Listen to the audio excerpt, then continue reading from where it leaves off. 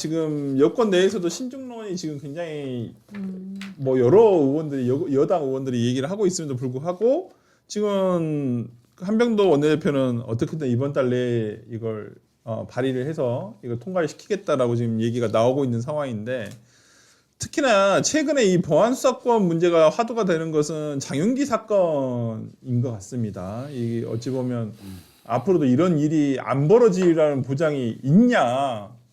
없죠. 네, 뭐 진짜 예를 들어서 우리 속담에도 10명의 뭐 예를 들어서 10명의 도둑을 놓치더라도 한 명의 진범을 찾아야 된다라고 얘기를 하거든요. 아니면 무고한 사람을 죄인으로 만들지는 말아야 된다. 뭐 이런 얘기도 있고 하는 거 보면 얼마만큼 수사라는 것이 엄정해야 되고 정밀해야 되는가를 보여주는 건데 어찌 보면 이 수사를 하는 사람에 의해서 이게 덮여버리는 경우들도 생기는 것이라서 한번 박원석 의원님 보시기에는 이거 결과적으로는 어떻게 될 것 같아요? 결과적으로 아마 보안수사권 폐지할 거고 네. 보안수사 요구권에 좀 실질을 기하는 방향으로 네.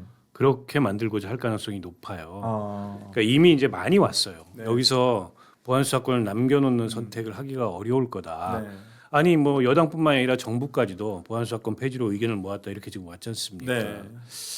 근데 과연 보안수사 요구권을 실제로 한다 그래서 이게 해결될 수 있는 문제인가? 왜냐하면 보안수사 요구권의 실질화의 내용이 뭔지를 들여다보면 결국 보안수사를 요구하면 반드시 하도록 하고 기한 내에 하도록 하고 이런 거잖아요. 네. 근데 기한 내에 해서 올려 보내. 근데 달라진 게 없어. 네. 다시 보안수사 요구해. 또 올려 보내. 또 달라진 게 없어. 이게 반복될 가능성이 그렇죠. 있잖아요. 네.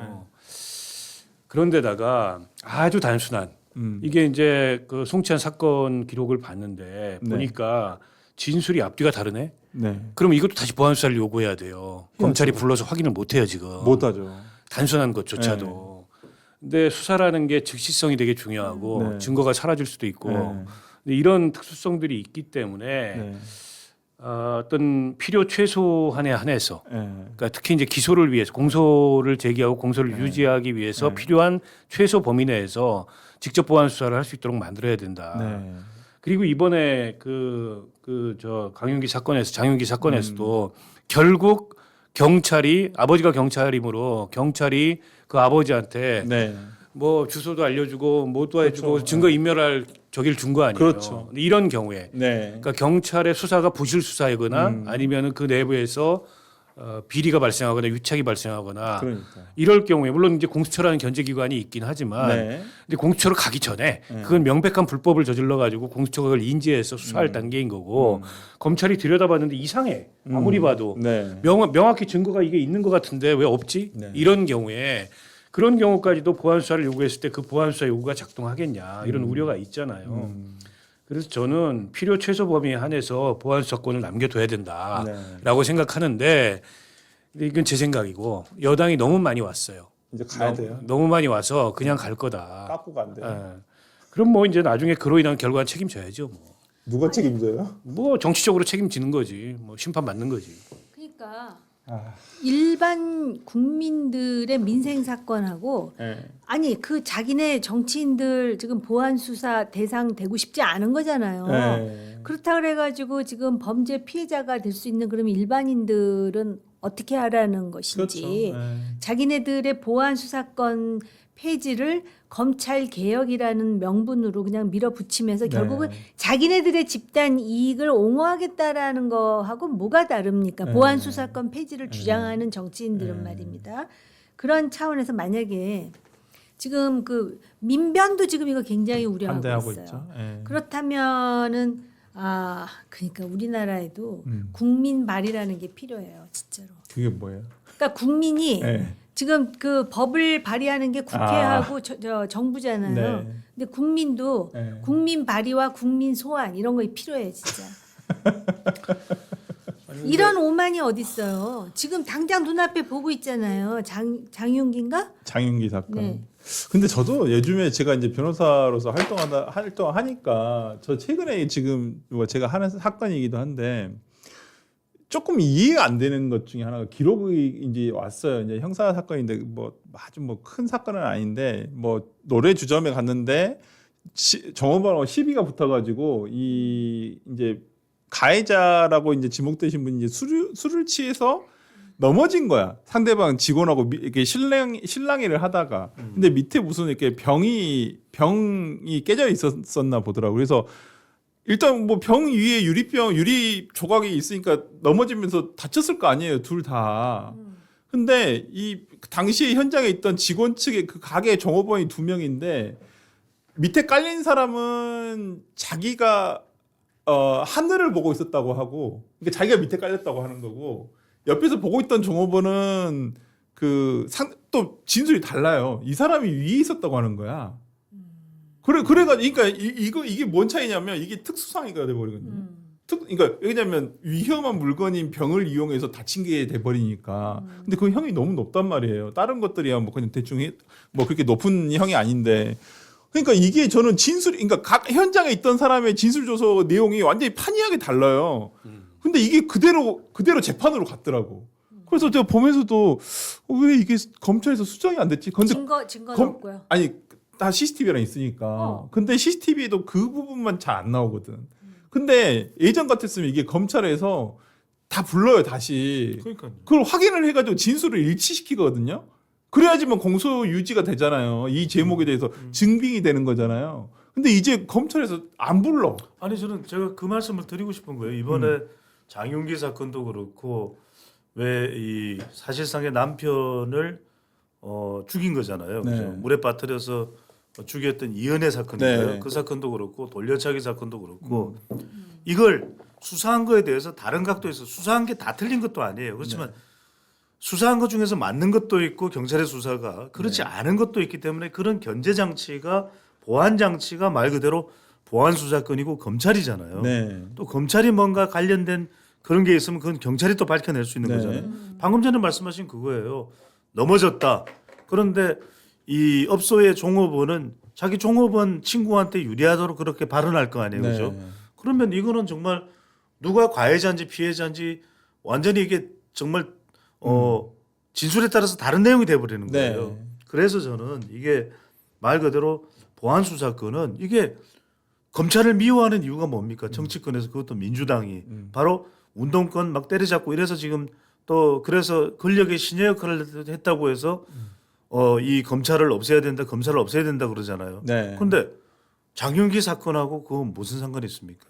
이은혜 사건하고 그거하고 무슨 상관이 있습니까? 그러니까요. 네. 돌려차기 사건하고 무슨 하나도 상관이 없잖아요. 그러니까 오죽했으면 민변에서 웬만하면은 지원해 줄게요 하는 그 민변에서 설문조사를 했더니 67%가 보안소수권 폐지하면 안 된대. 네. 민변이. 네. 아니 근데 민변이. 변호사들은 다 똑같아요. 우리 생각이. 설변도 마찬가지고 네. 민변이. 네. 민신 아니에요. 아 근데 저는 민변. 약간 근데 네. 이게 뭐냐면 국민 피해가 이제는 완전히 무방비가 됩니다. 네. 우리가 영화 보면은 공공의 적이라는 영화가 있잖아요. 네. 그러니까 그 공공의 적이라는 이 영화를 빗대면 정말 10년 전, 20년 전까지는 공공의 적이 검사야. 근데 지금은 이제 공공의 적이 보안 수사권 폐지 세력이 공공의 적이에요. 그러니까 이게 네. 이걸 하자는 남겨놓자는 목적이 어쨌든 형사사법 시스템의 완결성이나 네.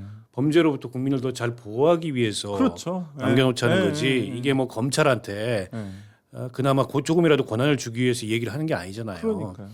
그리고 실제 일선 검사들은 굉장히 냉소적이에요. 다 가져가라 필요 없다. 네, 진짜로. 우리 퇴근 일찍 하고 싶다. 네, 진짜로 그래요. 대신에 책임은 그쪽이 져라. 네, 다 가져가니까. 네, 진짜로. 반면에 일선 경찰의 수사 인력은 죽겠다 이거. 지금도 일만화 죽겠는데 그것까지 우리 못한다. 거꾸로예요. 그러니까 이런 현실을 보고서 저는 이 문제에 대한 판단을 해야 되는데 그냥 보안 수사권 폐지가 하나의 그냥 정치적 슬로건이 돼버렸어요. 맞아요. 그거 아니면 개혁을 포기하는 것. 네. 근데 그거를 남겨둔다고 그게 왜 개혁 포기예요? 더 개혁을 잘하기 위해서 하는 거지. 그리고 약은 약사에게, 진료는 의사에게, 수사는 경찰에게, 공소는 검사가. 근데 검사가 기소를 잘하려면은 수사가 잘 돼야 그게 전제예요.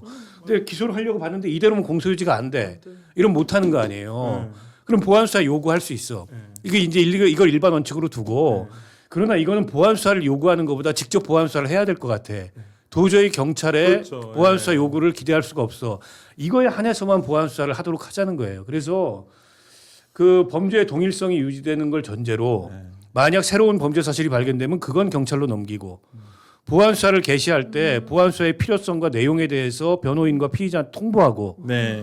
기록으로 다 남겨놓고 이렇게 하면 되잖아요. 그러니까요. 그럼 이게 별건 수사의 수단으로 악용이 안 될 수 있잖아요.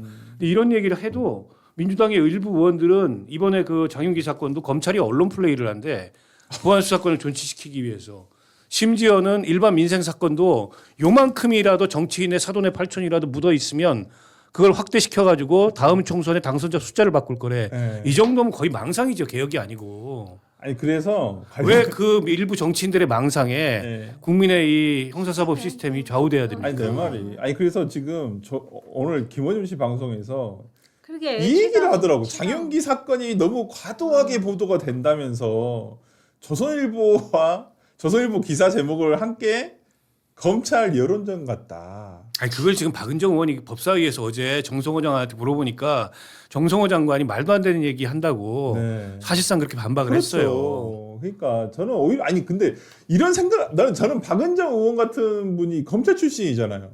오히려 검사 출신임에도 불구하고 오히려 이런 말씀을 하는 게 난 더 솔직히 이해가 안 돼. 저 같은 지금 무진행이 같은 변호사도 솔직히 뭐 아니 이런 보안 수사권이 없으면 얼마나 지금 많은 폐해가 벌어지고 있는지 목도하고 있거든요. 그러니까 그 사람들은 내가 그때도 얘기했나? 네. 북한에서 핵을 쏘면 네. 자기네들은 북한에 대해서 그렇게 나쁜 말을 안 했기 때문에 자기네 머리에는 안 떨어진다고 생각을 하는 미치겠다 진짜. 아니 저는 이게 더군다나 김어준 방송에서 장윤기 사건이 너무 과도하게 번도된다면서 조선일보를 또 콕 집었잖아요. 그러니까 이게 짜고 한대요 저희랑. 이게 아니 저희는 아니지만. 그거야. 이게 네. 정말 그럼 장윤기 아버지도 짰댄 소리야 뭐야? 아니 이게 네. 지금 제가 볼 때는 네. 이게 김어준 방송에서 빈정상한 거예요. 왜냐하면 우리 최고의 유튜브 방송 흑백 여의도에서 네. 망부르디 구름망을 다뤘잖아. 그러니까 이게 화가 나는 거예요. 그것도 지난번에? 조선일보가 뭐 파리에 특파원까지 보내서 조선 스테이크 취재하고 막 이러니까 거의 비싸대 근데 네. 비쌀 거예요. 아마. 비싸죠. 그 6만 원이래요. 그래서 빠르니까 비싸겠지. 입틀막법까지 이제 되니까 이런 생각을 하는 것 같아요. 이걸 조선일보 기사를 부각시켜서 봐라. 딴지일보가 조선일보보다 낫다. 이러는 것 같아요. 그러니까 지금 이제 법까지 나왔잖아. 그래서 아니 입틀막법 이후에 지금 뭐 김민석까지 50분을 시간을 할애해 주잖아요. 네. 확 바뀌었어요. 지금 이게 이전에 우리가 알던 이 방송이 아니에요. 겸공이 그 아니에요. 얘기도 하더라고요. 예. 그 파리 레스토랑 얘기도 하잖아요. 네. 아니 근데 저는 어제 김어준 씨 방송 그 자기 그 1심 선고와 관련해 가지고 법정에서 한 말 중에 제일 이해 안 되는 말이 저 이 말 좀 해석 좀 해주세요. 자기는 이제까지 저널리즘 영역에서 이렇게 그 한 뭐 몇십 년 동안 종사를 해왔는데 결과는 편파적인데 그 이르는 과정은 공정하게 했다. 자기가? 네. 결과가 편파적인 건 인정했어요. 네. 아니 근데 편파적이라고 본인이 인정을 하고 그 이르는 과정은 또 공정하대. 어떻게 편파적인데 공정하게 했는데 어떻게 편파적일 수가 있어? 그러니까. 그게 그거죠. 방부르디 구름망. 그게 뭔 말이에요? 나는 이해가 안 돼, 솔직히. 그러면 이런 사람한테 TBS에서 어떻게 진행을 시켰지? 이거 공중파잖아요, 지상파. 지상파에서 어떻게 자기는 편중된 보도를 하는 사람이라고 인정을 한 사람한테 왜 해준 거야? 그래서 그 대가를 혹독하게 TBS가 치르고 있는 거 아닙니까? 아니 저는 또 지금. 어떤 부분이 좀 저 개인적으로 이해가 안 되냐면은요. 주로 이제 김어준 방송에 나가는 정치 패널들도 그렇고 우리나라가 기본적으로 불공정하고 뭔가 특정 기득권 집단이 있다라고 생각을 하는 네. 사람들이잖아요. 그리고 김어준 씨가 사회를 보면서 그런 부분을 시원하게 사이다처럼 때로는 공격하기도 하고 그런다는 네. 거잖아요. 그런데 그런 방송을 통해서 본인은 엄청난 부를 지금 축적하는 거 아니에요? 그래가지고 다른 사업, 소위 요식업이라 그래야 되나? 네. 그래갖고 그 프랑스 뭐 지금 다른 지역에 또 2호, 3호점도 낸다 그러는데 네.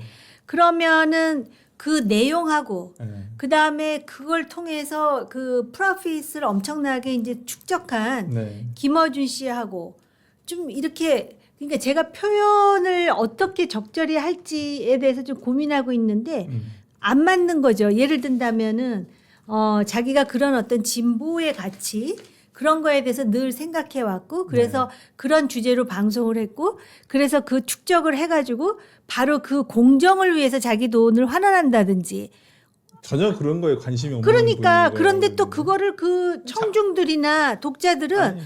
너무 자연스럽게 생각하면서 아 프랑스 가면은 거기 가야겠다 뭐 이래가면서 또 아니, 누군가에 뭐 의하면은 뭐 오늘 뭐 어떤 라디오 방송에 그 얘기도 하던데 민주당 어떤 의원이 그 얘기를 했다는 거예요. 아, 그래요? 친명계 의원인가? 네. 김어준 씨는 사업가의 장사치 아니냐? 사업하는 사람 아니냐? 지금 사업하고 있잖아요. 네, 뭐 그런 사람이 무슨 근데 아니, 그런 아니, 사람을 근데- 앞에서 근데- 조아리고 있었는데. 근데 이 사업에 대해서 네. 저는 잘 납득이 안 가요. 왜냐하면 2022년만 하더라도 매출액이 144억 1천만 원이거든요. 네. 그 영업이익도 한 19억 정도였거든요. 근데 네.